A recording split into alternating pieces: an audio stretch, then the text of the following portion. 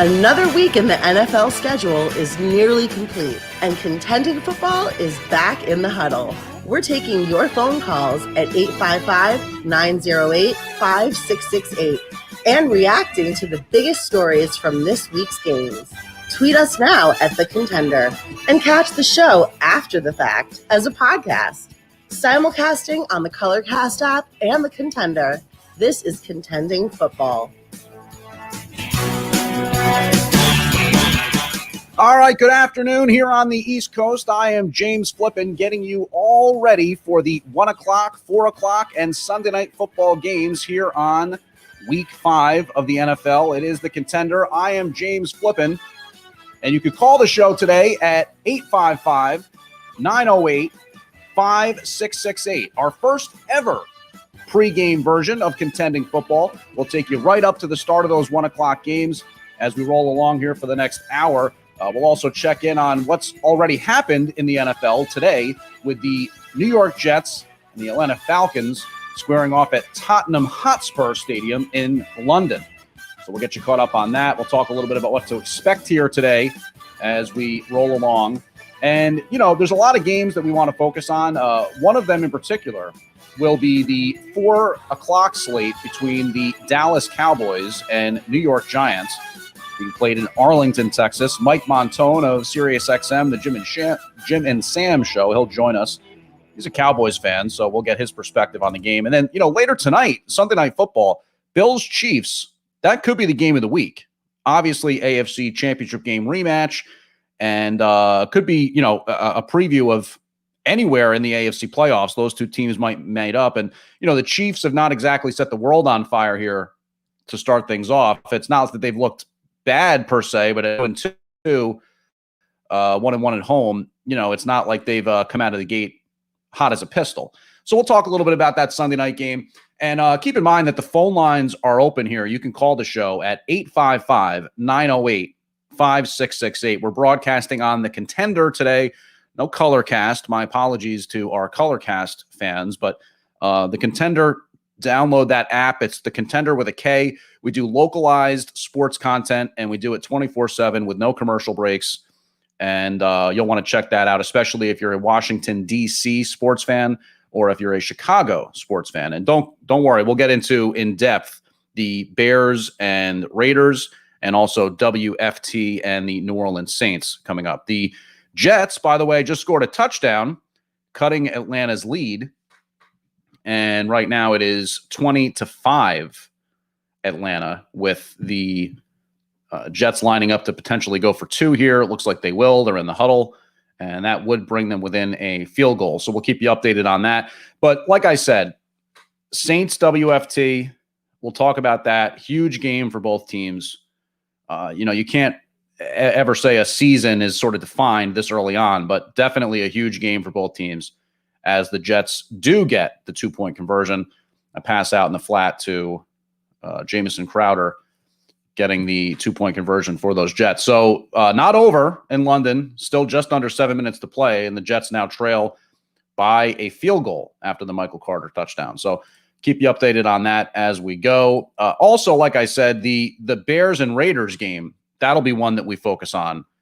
And for kind of a different reason, defining game for both of those teams. For the Raiders, an opportunity against the team that on paper they should beat to continue their excellent start to the season. I mean, right now, the Las Vegas Raiders, with what they've done, kind of stepping up on defense to complement some of the things they've been doing on offense the last couple of years, you know, you have to consider them a legitimate threat to maybe take that AFC West crown. And of course, that's as much as anything, because the Chiefs have kind of stumbled up until this point, and those teams have not met each other yet.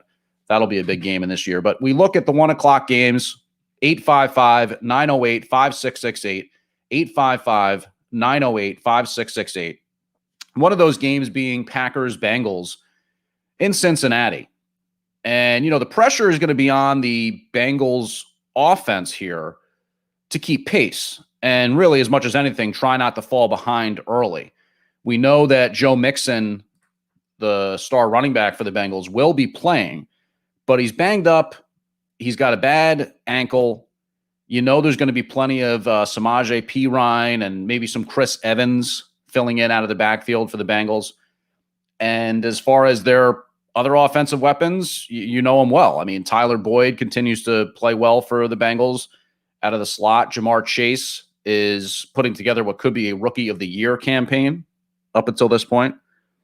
And obviously for the Packers, it's that triumvirate of Aaron Rodgers, Aaron Jones, and Devontae Adams just keeping it going for Green Bay. So I expect that particular game, I think the Packers will come out on top. But the question is, can the Bengals kind of shock some people here? The Packers have certainly not looked, undefeatable up until this point, and they did not play well in week 1 against the Saints. But it's an opportunity for the Bengals to really have kind of a statement game. Even if they don't win here, you'd like to see them hang tough with the Packers to make it seem like, kind of what the Bengals have done up until this point isn't a mirage. Obviously, they survived last week on Thursday Night Football against the Jaguars, and we'll get into their mess a little bit later. But we know that the, Bengals have an opportunity here to kind of say, look, this is a team that's on the rise. And with Joe Burrow under center, establishing himself as their franchise quarterback, you'd like to see them be able to kind of match points with the Packers, at least until the end of the game. And then maybe Green Bay pulls away. Staying in the NFC North, and don't forget, guys, we'll have in just about 20 minutes Mike Montone of SiriusXM. He's going to talk Cowboys-Giants for us, and he's a big-time Cowboys fan. But, he lives here in New Jersey where I'm doing the show.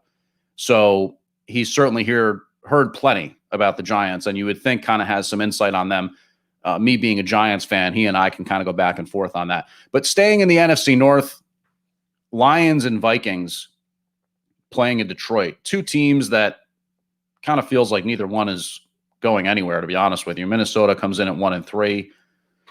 Detroit winless, 0-4. Neither team, like I said, kind of has much going for it. Kirk Cousins and Jared Goff, both guys that it feels like they lost their window to be Super Bowl winning quarterbacks. Kirk Cousins obviously played for some decent, Washington, D.C. teams the past few years up there in Minnesota, ever since he signed the big contract with them. It kind of felt like that Vikings team was going to be able to make a run somewhere in the playoffs. They'd had the strong defense and then kind of, the emergence of what was the Diggs, Thielen 1-2 punch. Diggs leaves, and then you bring in Justin Jefferson, I should say, through the draft. The Vikings just, to me, and again, there's plenty of fantasy implications we can talk about too. Dalvin Cook with his ankle, DeAndre Swift, he continues to be a force for Detroit. TJ Hawkinson, the Lions standout tight end, still some questions here with some of the injuries. But Hawkinson's expected to play. Dalvin Cook is actually out. So it, presents an opportunity here, you would think, for the Lions to maybe finally get in the win column. And it's not like they've been getting absolutely blown out of every game they've been in. Their fan base kind of has to just be feeling like if we can get a win under Coach Dan Campbell and kind of steady things a little bit, that would go a long way towards that franchise maybe kind of getting some of that solid footing that it hasn't had for so long. And in terms of Minnesota, again, hard for me to really kind of put my finger on where that team is. But, you win this game, Minnesota, which they should, technically, then you're sitting at 2-3.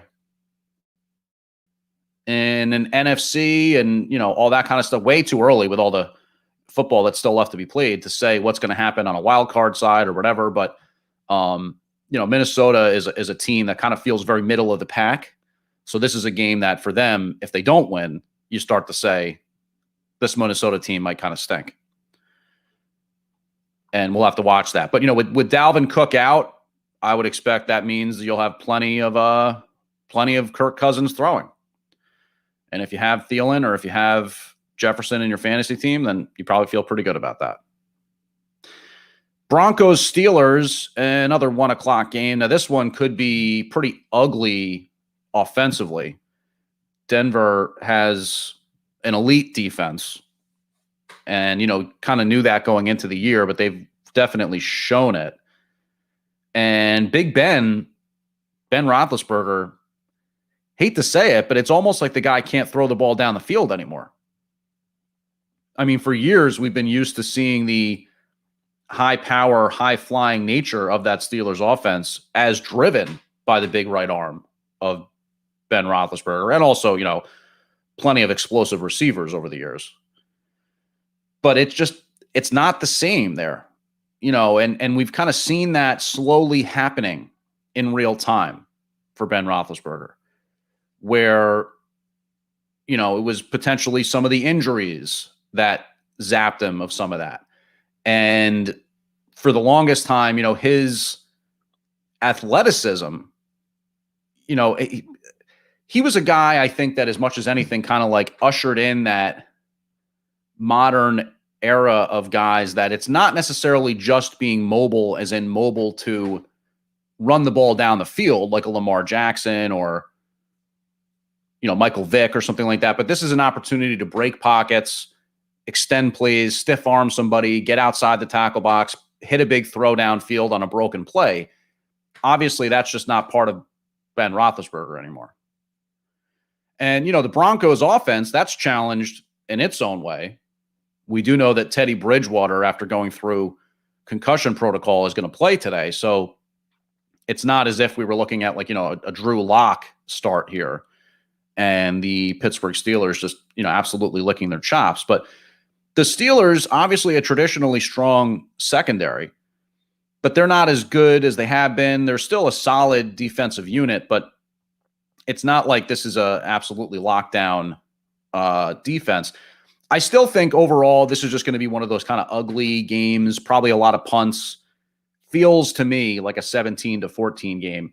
I don't even know what Vegas has put the over-under at. I have no idea. But I could just see this being like a 17-14, and let's say maybe a Brandon McManus field goal late takes it for the Broncos. I mean, again, I'll say this. Not going to be surprised if this game goes either way, but it just feels like the Broncos are a team on the rise. Kind of feels like the Steelers are going in the opposite direction. Now, Courtland Sutton was on the injury report this week. He's in uniform today and active. Looks like he is going to play.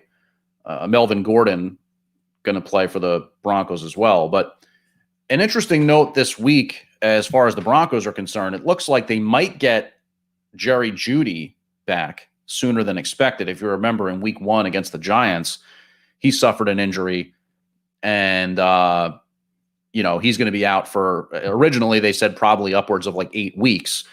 I think now maybe the expectation is you can come back sooner than that. But, you never know. The thing with that is I believe it's a high ankle that he's dealing with.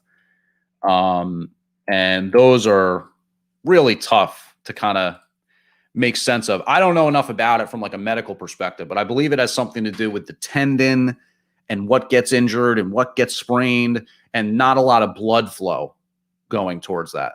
So those high ankle sprains can really take a long time. It's really not even your ankle. It's like your shin or whatever. But Jerry Jeudy, the Broncos are hoping they get him back sooner rather than later. And that would be good for them because obviously Sutton is now banged up, and they've been leaning on guys like Tim Patrick.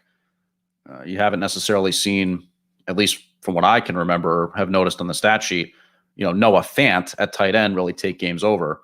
So we'll have to see what happens there.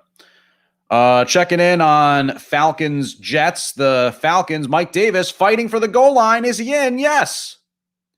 Touchdown with 2.5 minutes to play out in London. And is there a flag on the play? Refs are kind of talking right now, huddling over something or other. There is a flag. Let's just take a quick peek and see what happens. Defense, number 95. This penalty has been declined. The result for the play is a touchdown. All right, so holding on the Jets defense, they decline that as Mike Davis goes in for the touchdown, and that's going to give the Falcons a 10-point lead with just over 2 minutes to play. So Will be tough to see. I can't imagine the Jets really being able to pull that one off, but we'll keep an eye on that as we go. Mike Davis with the touchdown, and it's 27-17, Atlanta out at Tottenham Hotspur Stadium. 855-908-5668, 855-908-5668.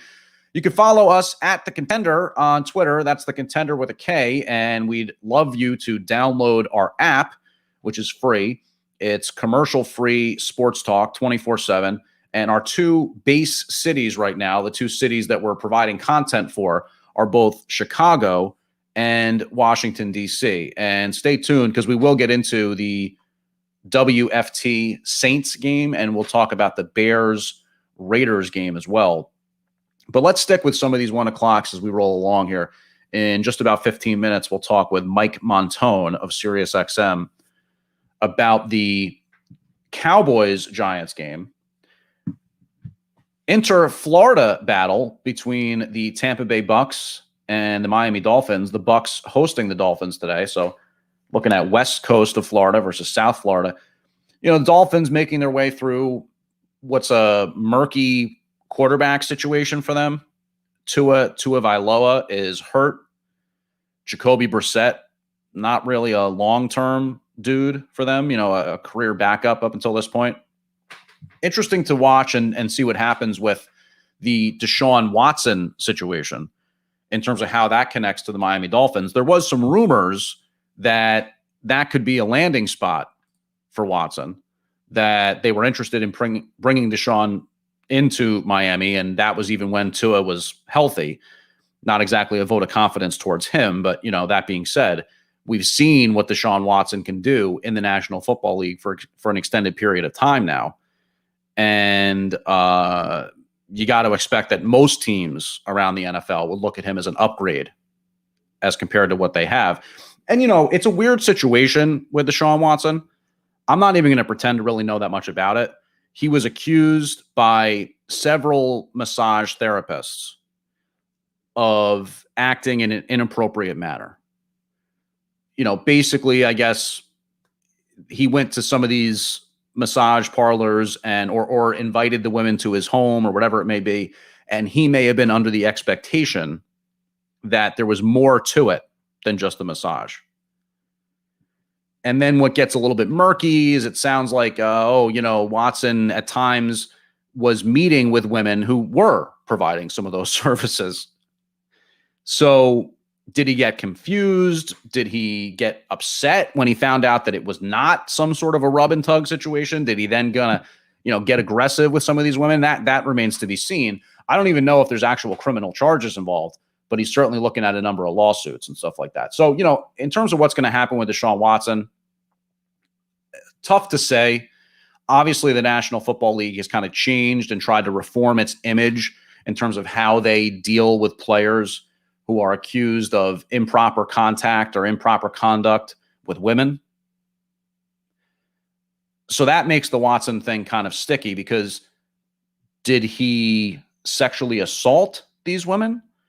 Was there some level of misunderstanding in terms of what profession was being provided, in terms of what he thought he was hiring? Did he act inappropriately once he found out the situation?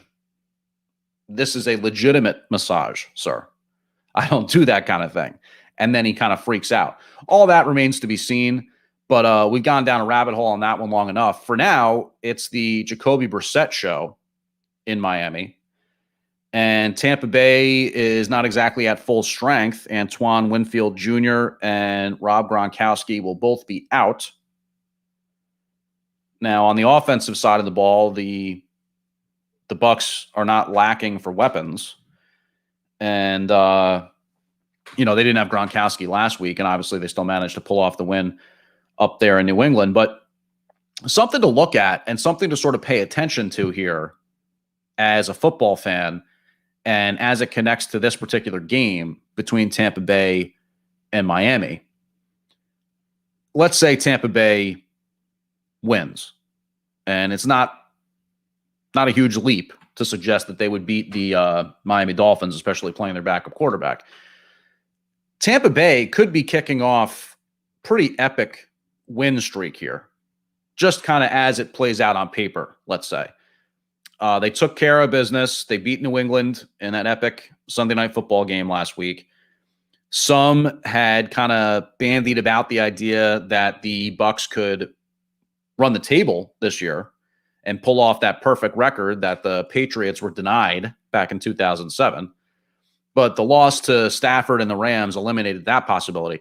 But the schedule here after New England after Tampa Bay just beat New England. Now Miami, let's say that's a win. Then they play the Philadelphia Eagles, followed by the Chicago Bears, followed by the New Orleans Saints. Now, that is in the Superdome, and obviously that's a division game, so those are always tough. But then after they go to New Orleans, they're in Landover, Maryland to face the Washington football team, home against the Giants, at the Indianapolis Colts, at the Falcons. So that's 9 games, if you count that game they just won already, where the Bucs should really be favored. And just kind of based off the eye test, you think they're probably going to win those games. That's a possible 9-game winning streak, where you'd expect them to at least be favored. And that's where I think as people were looking at some of those scheduling possibilities, they said, wow, this Bucs team, not a lot of resistance there. And if that all played itself out like that, that would put the Bucs at 12-1 heading down the home stretch. And I don't think anybody's going to be, shocked if that is in fact their record once we get to that point. Today, the Bucs are 10.5-point favorites, which is a lot of points, but I mean, it's hard to blame Vegas for that line.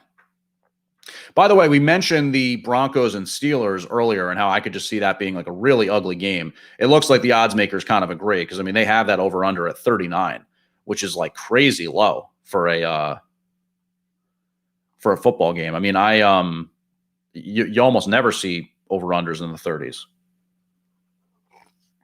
And I don't even pay attention to this kind of stuff. I barely ever bet, football, but that goes to show you that the Vegas sharps do not see a lot of points being scored in that game. Just over a minute left to play out in London. The Jets kind of on the move here, but again, time ticking away. They're still down by 2 scores.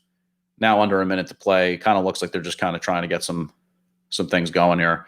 Another pass to Crowder and takes that out of bounds. So 52 seconds left to play. Looks like the Falcons will move to 2-3. I mean, look, this Falcons team has absolutely gotten itself off the mat after the early part of the season when they fell, 0-2 and looked bad doing it. Go on the road, beat the Giants. Okay, fine. Nothing really to write home about. A wild game with Washington football that they probably should have won, frankly. And now they're going to go out to London and pick up their second win of the year, putting them at 2-3. So big win for the Falcons. And look, I mean, Matt Ryan is just a great quarterback. You know what I mean? He's a guy who I was talking with my brother about it. Hard to say that he's a Canton guy. Hard to see him with a bust in Canton because, frankly, they should. I mean, the fact that they lost that Super Bowl to the Patriots is just a stink and a stain that doesn't ever go away. Because if he doesn't take that field goal, if he doesn't take that sack after the big pass to Julio Jones in that Super Bowl with the Patriots, then we're not even talking about it right now. And I might be saying Matt Ryan rounding out what is arguably a Hall of Fame career here. And, as of now, it just kind of is he's a guy who has been a very, very solid quarterback throughout most of his career. Had the MVP season, but came up short in the Super Bowl. And again, just in terms of that one play in particular, you could kind of realistically say a lot of that's on him. And that's a shame, but that's the way it goes. So yeah, just kind of, again, look at that schedule when it comes to the Tampa Bay Bucks and consider the fact that they could be in the midst of a epic winning streak here, because anything can happen in the NFL. We know that. But in terms of like a Brady-led team going up against, a situation where they're favored to win and that many games in a row, I just say there's going to be a lot of W's racked up by that Tampa Bay squad. 855-908-5668, 855-908-5668. You're listening to Contending Football here on The Contender. My name is James Flippin. You can follow me on Twitter at Jamadrop. That's Jamadrop.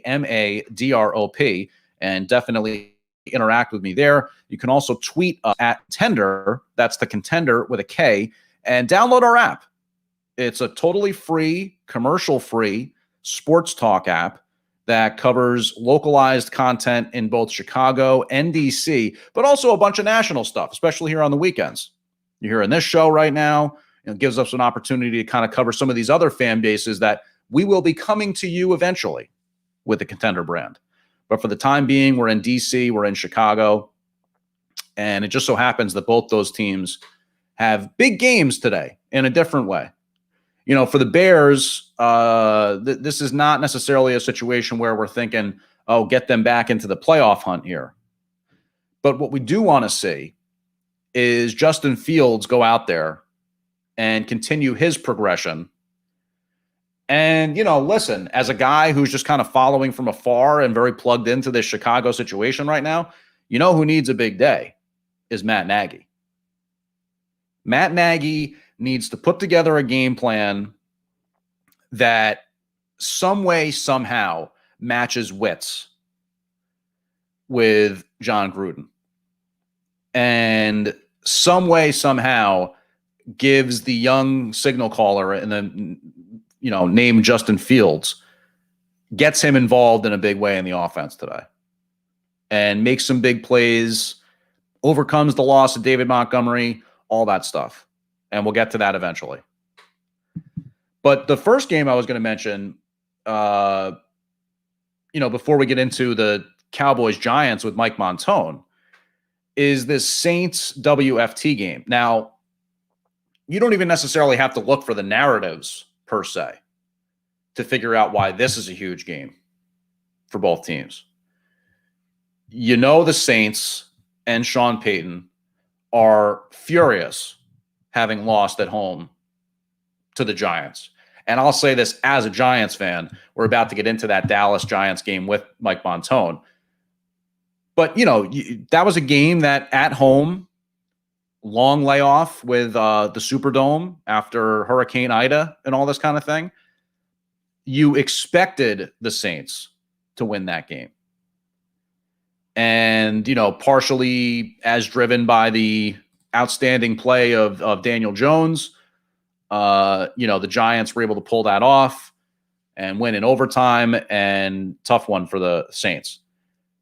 But now you're looking at a situation where if you're Sean Payton and you're the Saints and you have designs on, again, making this a special season, which at least preseason you hope that it would be, you got to win this game. I mean, WFT has not looked good. Their defense has been absolutely atrocious. The Saints defense has been, really not bad at all. I mean, they have a strong defensive unit. I mean, really, it's weird right now with the Saints. You're kind of looking at the offense like, hey, are you guys going to carry the load here? And when was the last time you said that about a New Orleans Saints team? So with Jameis Winston, still kind of trying to figure his way. They used Taysom Hill a lot last week out of the backfield. Here's the key to me when it comes to that Saints WFT game and what I'm looking for on the Saints side of the ball. Alvin Kamara has not been very involved in the passing game for the Saints. And I think as much as anything, that has to do with Jameis Winston. And I'm not even trying to say like, oh, Jameis Winston is doing something explicitly poorly in this respect. But what he is a guy who would rather be throwing the ball down the field, keep his eyes at that second level. He's a gunslinger. He's a risk taker, Jameis Winston. So the check down game, and I was talking with a buddy of mine before going on the air today, talking about some of this. Quarterbacks, just some of them just seemingly, and maybe it's an age thing, but it seems to be something that either comes to them naturally or not. Some quarterbacks are just not comfortable checking the ball down. They don't do it. You want to talk about, for example, the Taylor Heineke-led WFT offense. They don't check the ball down. Antonio Gibson on first, second, or some of those early downs, he's not getting the ball thrown to him. They're taking shots downfield. Now, Alvin Kamara not being involved in the passing game, that's an anomaly for most looking at the Saints offense and thinking what they've been over the last few years. Keep in mind, like I said, Jameis Winston, that's not necessarily his strength. That's not necessarily what he's kind of all about. Well, it might be time to make an adjustment here because Cordarrelle Patterson, playing for the Falcons, last week going up against WFT, had a huge game, scorched the WFT defense for 3 receiving touchdowns. So suffice it to say, there's some issues when it comes to Washington and marking strong receiving running backs. Alvin Kamara, not exactly the same player, but we know what he can do in the passing game. I think this is a good opportunity for Alvin Kamara to absolutely take over here. And we haven't really seen him have one of those games yet. The WFT defense has been bad, straight up, just bad. So I think you have to say to yourself, one thing's got to give here. Either the WFT defense is going to lock up, really play well, sack Jameis Winston, force maybe a couple interceptions from him, kind of put their season back on track by playing that kind of way. Or you're going to see that defense continue to basically be paper thin, and it's a huge bounce back effort for the Saints. I think this is just a massive game for both teams. Potentially the most important game on the slate when you pick 2 teams on either side that have huge amounts of implication riding on the game. Heineke and co, face a tough test in this New Orleans defense. Antonio Gibson is also banged up. So, they're not necessarily at full strength, Washington. But we saw Saquon Barkley last week against the Saints succeed as a receiver, especially in the second half. So, okay, leave Gibson out of it for now. Maybe J.D. McKissic plays a big role for WFT. And in terms of names that don't get kind of thrown out there a bunch, but have been there for a while in terms of the NFL landscape, doing something specific very well, in this case, receiving out of the backfield, J.D. McKissic is that. 855-908-5668, 855-908-5668. We'll talk with Mike Montone here in a second about how he sees this Dallas and Giants game going. In the meantime, why not download our app? If you're listening to us on the web at thecontender.com, we appreciate that. But you can take us on the go with the Contender app. That's the Contender with a K. And on Monday, Wednesday, Friday, we cover Chicago sports. Tuesday, Thursday, Saturday, we focus on DC sports. And we do plenty of national stuff both on Sunday and kind of in the meantime. Tonight, I'll actually be hosting a post-game show, given that the Chicago White Sox are facing a do or die game 3 in the ALDS as they go up against the Astros. The series heads back to Chicago, and we're hopeful that the White Sox can get it going here. So stick with us. If you download the app, The Contender with a K, you'll get those alerts. You can also follow us on Twitter at The Contender, and we'd be happy to interact with you there. You'll see all kinds of content every day. We do This Day in History. We do, clips from our other shows and plenty of NFL breakdown. So Eagles-Panthers, a game that we'll take a quick look at here. The Panthers aggressively this week go out and trade for Stephon Gilmore from the Patriots. And, that adds to an already strong defense for the Panthers. Rumor is that they were in on Jalen Smith, too, when the Cowboys cut him. And he ends up going to the Packers, I guess, as much as anything because of his connection through Notre Dame with Matt LaFleur. But the Eagles season feels like it's kind of slipping into a bad place right now. And this is a tough matchup for Jalen Hurts to get back on track, given the strength of the Panthers defense. But, Sam Darnold, he looks to keep his strong season going versus a shaky Eagles defense. The Eagles run defense is strong, so maybe Darnold won't be scoring rushing touchdowns as he has been. Going to have to try to push the issue through the air. And we'll see if maybe Robbie Anderson can join the party, because DJ Moore has just been a total beast for the Panthers, and that defense really their calling card. So not going to be an easy one for the Eagles today. We'll stick in the NFC East here, and this is a guy who no love lost between him and the Eagles, that's for sure.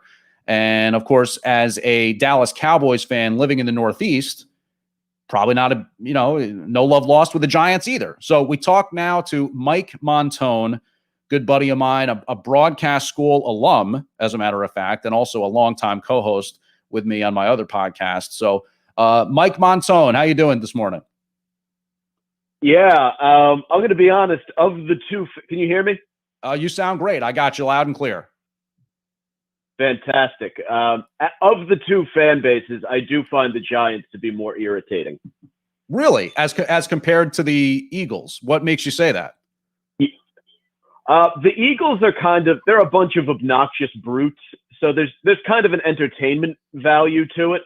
Whereas Giants fans are just, for the most part, kind of, Yankees fans wearing different colors. So you get some of that, every season they're predicting a Super Bowl. They're constantly anointing players before anything has been done.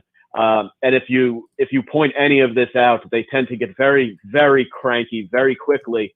And then all of a sudden, when the season's not going the way they want it to, they jump ship in a fucking heartbeat.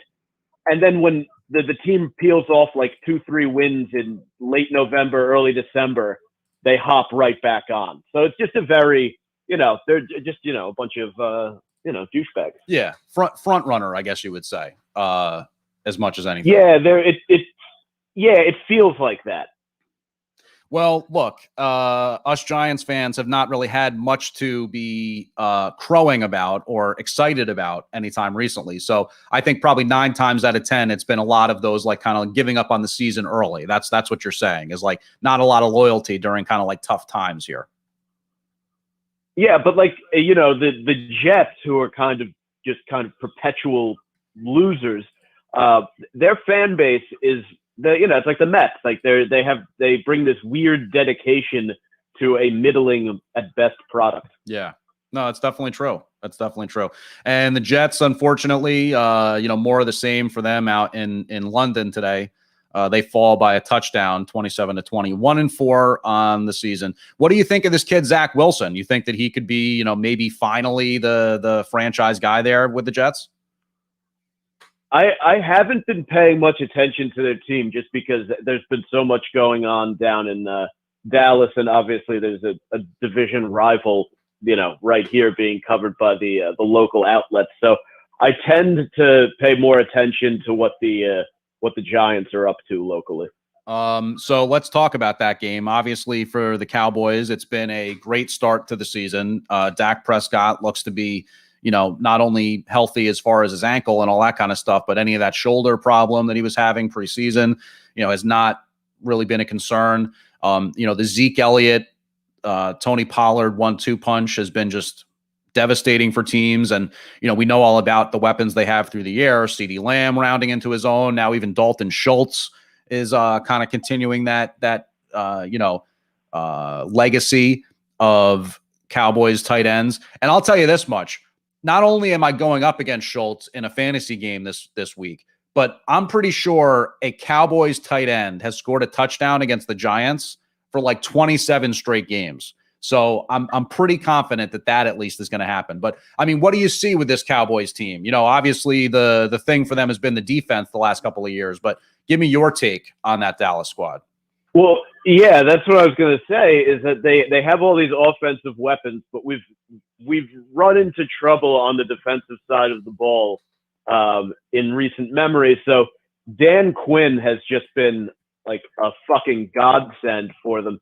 And I think that's the difference, because this is, even in years where they haven't been a wonderful team, with the exception of the, losing Dak and having backup quarterbacks or whatever. And they've been this like kind of explosive offensive team that, you can always expect to come in and, hang like 30 points on you. But their sort of inability to play good defense has put them in these track meet games, which if you get into that in the NFL, you're going to lose a lot of them, no matter how good you are on offense. This year, we're seeing, they're creating turnovers. They're getting to the quarterback. Like even last week, you saw them like progressively through the game, getting closer and closer to the quarterback before they finally, in the second half, started getting some sacks at critical moments. So their ability to not only, kind of score in a bunch of different ways from anywhere on the field, but then to go and like to take the ball away from the other team and get it back, so you can, you create those 2-score leads. You can then, after a score, you can maybe you get the ball back and start giving the ball to Zeke and Pollard, and start taking it, imposing your will on the ground and eating up time of possession, so that if, that's how you have to put games away in the NFL.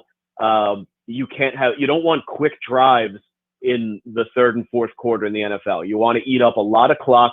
You want to keep the other team's offense off the field, because it's such a, the way the rules of the league are and the way the game is played, NFL teams can hurt you very quickly. So yeah, this kind of critical vulnerability that they had for a while in the defense has not been an issue this year, and it's actually been. I mean, they've been playing lights out on defense the past couple of weeks, so it's been great.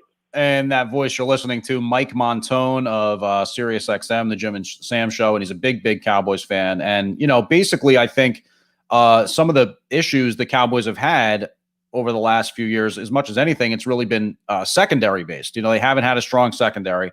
Trevon Diggs, the brother of Stephon Diggs, draft pick for the Cowboys in the second round out of the University of Alabama. They always draft well. That's one thing, like my brother and I, who, are not Cowboys fans, but you have to really give them credit. They always seem to draft well. And it looks like Trevon Diggs at corner for them could be, just an absolute star. And also, I kind of have to admit, again, begrudgingly, looking pretty badass with the single-digit number 7 jersey playing corner right now. I love seeing those single digits all over the field. That's really cool. Yeah, it's definitely a unique thing. I mean, it makes me feel like I'm watching like a Pro Bowl game or something like that, or obviously in college. You know what? Football. It's like high school style. That's right. Badass. I love it. Yeah.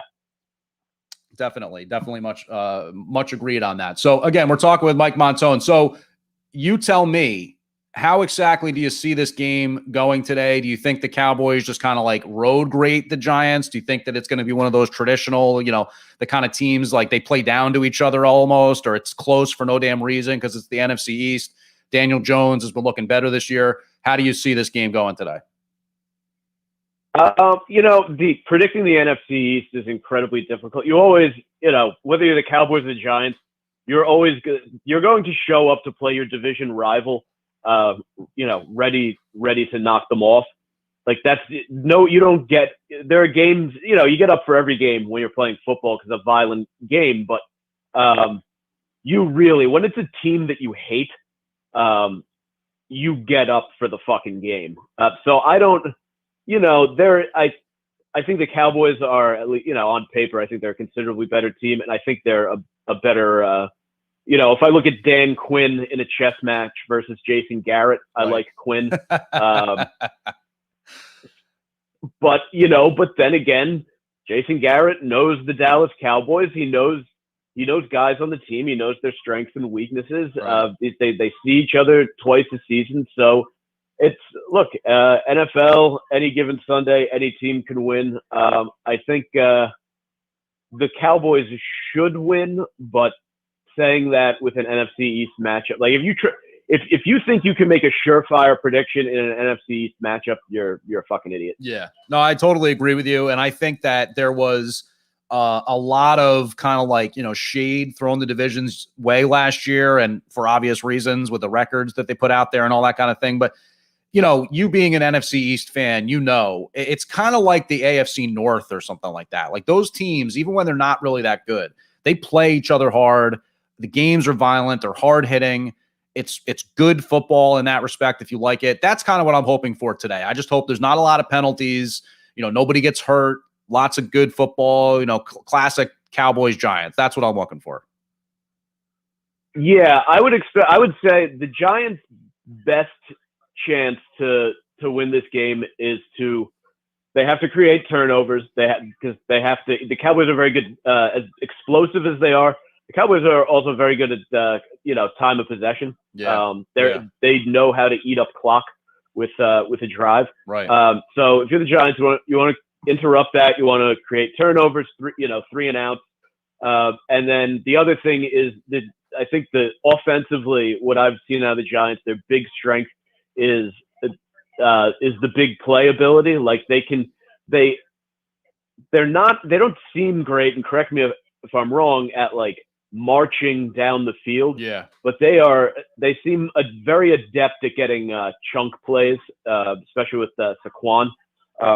So to me, that's the big concern. If the Cowboys are winning on third down, creating long drives, not turning the ball over, and they're preventing big plays, then I think they really boost their chances of winning. No, I think that's a really good point. I think in terms of how the teams kind of match up with each other, they're not similar at all. Like the Cowboys have the ability to really kind of just like wear you down to a nub with that 1-2 punch, the thunder and lightning, so to speak, of an Elliott and a Pollard. And then on top of that, once you kind of start slipping in the explosivity that they have outside, it's just a nightmare offensively. Whereas, the Giants are kind of like worse than the sum of their parts. Like, in terms of what they have on offense, I mean, Kyle Rudolph, Kenny Golladay, Saquon Barkley, there's some Pro Bowl appearances in there for these guys, but they just kind of haven't really had any kind of consistency as an offense. So yeah, I think you're right. I think that if that in and of itself probably speaks to the way this game is probably going to go. Because we're saying, hey, look, the Giants have shown the ability to have big plays, spark plays, stuff like that. And if the Cowboys can kind of avoid that from happening, they're probably going to take home the win. So we'll see. But yeah, it's going to be, like we said, another one of those NFC East games. So if it's not close, I'll be disappointed. That's what I'm really looking for.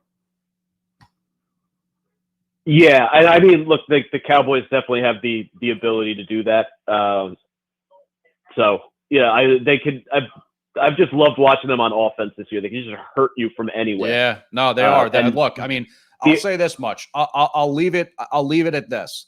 Dak Prescott is just a bad dude. I mean, he is like. I think, yeah, and that's what we haven't mentioned is specifically Dak and his.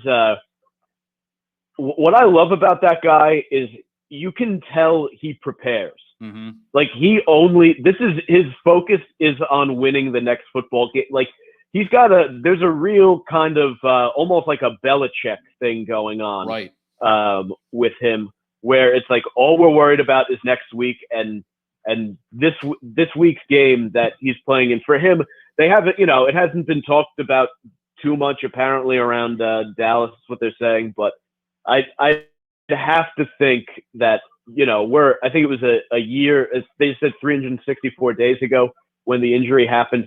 I have to think that given the way he prepares for football games, that he'll be even like more locked in than usual for this thing. Yeah. So I would assume that Dak Prescott will be prepared to play what for him right now is probably the biggest game of his life. Yeah. No, look, this is, and obviously there's the revenge game narrative too. I mean, it's not like Logan Ryan, it wasn't a dirty hit or anything, but that's who he got hurt against. And, that was obviously a major moment in his career. And if nothing else, I think like you said, that mental focus is just going to be at even a different level today. So we'll see. It's going to be exciting. Obviously, anytime you get these NFC East rivals meeting up, it's a big game. So Mike Montone, check him out on, give us your website. I want to make sure that we plug that out there so that people can check out your content on your website there. I'll give you the, let me give you the socials. I've been doing some other things, so I haven't been doing too much blogging. At Mike Montone on Twitter, at Gary_Moyler, Moyler on Instagram. And then if you look for Mike Montone on YouTube, you can find me. My avatar is the same one I use on Twitter. It's me smoking a cigar. And I do a live stream show on there on Fridays. You can check that out. Nice. All right, look, go check that out. And Mike, I say this with all due respect, I hope you're immensely disappointed by 8 o'clock tonight. I feel the same way about you. I hope this is normally. I hope you have a nice Sunday, but I hope you have an absolutely abysmal Sunday. And I say that with all due respect. All right, buddy. Thanks for coming on. Appreciate it. Godspeed. Man. Talk to you soon. Adios. All right, there goes Mike Montone, and he, of course, hoping for a big, big day out of the Dallas Cowboys and Dak Prescott down in Jerry World. All right, little time left here to play with. If you want to get in on the phones, it's 855-908-5668, 855-908-5668. Let's try to blitz through some of these games as we get closer and closer to 1 o'clock on the East Coast. Titans and Jaguars, Tennessee's favored by 4.5 points. I got to be honest with you. I think the Titans just destroy the Jags here. First of all, I think Tennessee's a good team, but, they've struggled a bit, especially offensively, and they did against the Jets last week. It can't be all Derrick Henry. As good as Derrick Henry is, as amazing as Derrick Henry is, it just can't all be him. And, A.J. Brown is back today. Still no Julio Jones for the Titans. But post this Urban Meyer debacle, I kind of fear the Jags just totally going into the tank here. Big test for the young quarterback in Trevor Lawrence, who has had, sort of a pressure-free environment, I feel like, up until this point. For a guy taken number 1 overall, kind of flies under the radar in the sense that nobody expects the Jaguars to be any good. They don't really have any national buzz. But this is going to be a big test for him, Trevor Lawrence. Because if there's one thing that a quarterback has to show the ability to do, in addition to obviously playing well on the football field and taking care of the ball and, learning the plays, diagnosing the offense, the whole thing, they have to be a leader. And it doesn't necessarily mean they have to be a rah-rah, go out there and give the speech type guy. That can help. But they have to be a leader. He has to show that he can maintain this locker room's focus and this locker room situation, even in spite of what's happening with Urban Meyer. Because, the Urban Meyer situation, it's bad, it's ugly, it's, everything that you fear when you bring in a high-profile coach like that for a lot of money. But Trevor Lawrence is going to be there, and he's going to play longer than Urban Meyer is going to be a coach, at least in the NFL. So I think this is a huge test for Trevor Lawrence in terms of kind of what happens with the Jaguars the rest of the way here. Patriots, Texans, 2 AFC teams talking about gambling lines. 8-point spread, what I saw. The Patriots coming off a tough loss at home versus old friend Brady and Bucks. The field goal clanging against the uprights. Now they head to Houston and the reeling Texans. Look, David Culley playing for the de facto suspended Deshaun Watson and then hurt Tyrod Taylor has thrown a lot of interceptions, had a bunch of penalties. He's a rookie quarterback. That sounds like a disaster waiting to happen versus a Belichick team, obviously, and that kind of is reflected in that 8-point spread, even on the road. But the one other factor that you might want to keep in mind in terms of the Patriots just absolutely potentially beating down on Houston today is former Patriots executive Nick Caserio is now the Houston GM. And there was some weird thing there where, like, Caserio kind of had like the keys to the kingdom in New England, and he was being groomed to be a big time executive for them. And maybe it wasn't moving fast enough for him. So he kind of jumped ship to Houston and, weaseled. I shouldn't say weaseled, but he worked his way to the top as GM. Belichick wants to destroy this guy. With Belichick, you got to kiss the ring and leave under the right terms, like a Joe Judge going to coach the Giants and that kind of stuff. If you leave and he's not giving you the blessing, forget about it. 855-908-5668, 855-908-5668. Just a few minutes away from the 1 o'clock games here on the NFL slate. Let's take a quick look at the 4 o'clock games before we go. Bears at Las Vegas. Justin Fields, all eyes on him. No David Montgomery. He's out for at least a month or two with this knee injury, and it'll be former Chiefs and Dolphins running back Damian Williams, the feature back now for Chicago. And, they signed him to an offseason deal to kind of try to fill that secondary role that once was Tariq Cohen. So from a fantasy perspective, you're probably looking at Damian Williams getting fed a lot today. But the Raiders, look, they've had a great start to the season. Their defense has made strides. They are just kind of looking to continue the status quo here. A big game for them, I would say, in the sense that this Raiders team, with the steps they're trying to make, the leaps and bounds they're hoping to cover, they don't necessarily have room for error here against the Chicago Bears team. And for the Chicago Bears, you're hoping that the Justin Fields thing can take a big step. Josh Jacobs, by the way, had a full practice on Thursday for the Raiders. No injury report given the no game status yet, given that's a 4 o'clock game, but Josh Jacobs looks like he should play. The potentially best game of the 4 o'clock slate, I got to say, it looks like Chargers-Browns. Baker Mayfield has a shoulder, we're just finding out. He hasn't really looked great up until this point this year. Cleveland's ground game has just been dominant with the Nick Chubb and Kareem Hunt. And Cleveland's defense is very strong. With everything, Cleveland kind of feels like almost like a post-hype very good team right now. Because it was last year and maybe even the year before that when you had so much expectation for them, and they didn't necessarily fully answer that. They did last year, obviously making the playoffs, but this is a situation where Cleveland is kind of flying under the radar, sort of. But if they win, if they beat this Chargers team, and again, that's a game in Los Angeles, that'll really jump off the page. I would say, for either of these teams, they come in at 3-1, come out of here with a win, you're 4-1.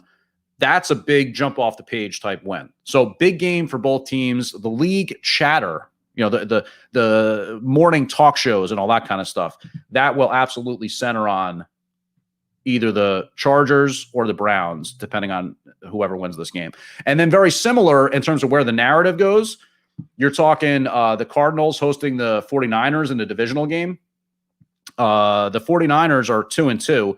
The Kyler Murray-led Cardinals are the lone remaining undefeated club at 4-0.